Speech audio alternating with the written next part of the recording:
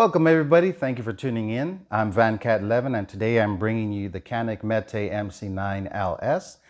Now you already know this, Canik came out with two versions of the MC9, the L and the LS. The L being that it retains the same length of slide as the MC9 and the LS version that has the longer slide.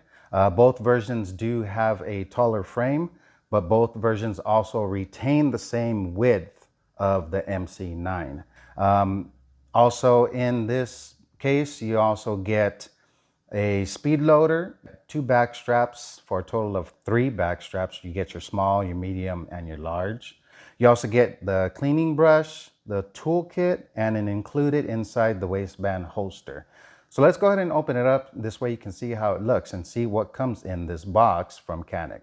Okay, so here we are with the Canik Mete MC9LS, and in the case you are going to get your owner's manual. Go ahead and review that because it has a lot of information that you're going to need to review.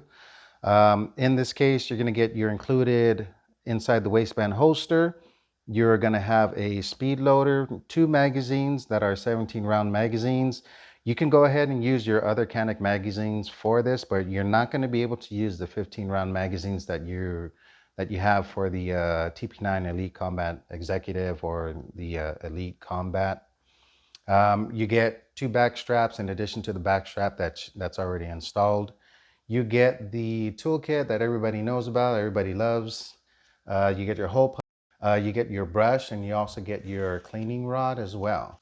So let's go ahead and take it out of the holster and let you know that we are clear. I'm going to go ahead and put the holster on the side, drop the magazine to show you that there's nothing in it, and lock the slide back, double check.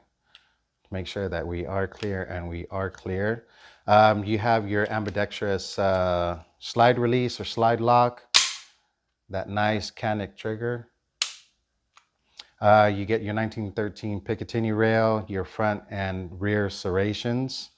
What else here? The grip is really good. The texturing is really nice. You also have a thumb texturing right here, which feels really good. I think they're including this texture right here on all of their new versions of Canik models. You have a white front dot with a blacked out rear, stippling in the back and the front as well.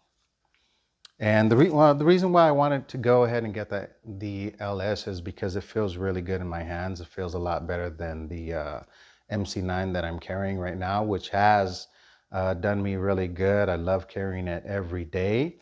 And however, it's just a little bit short. It's just a little bit short for my hands. Once I picked this up, I knew that I was going to fall in love with this piece of machinery right here.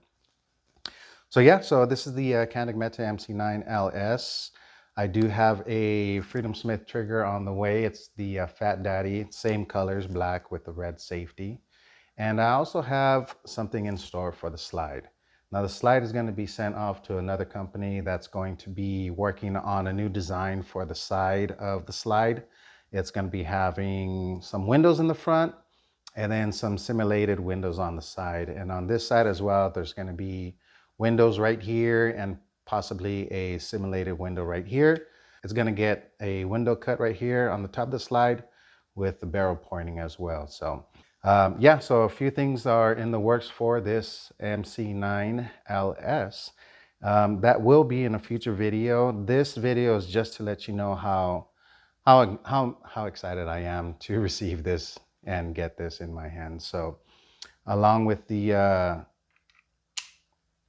installation of the EPS carry MRS to MOA dot, I think it's going to look fantastic once it's all said and done.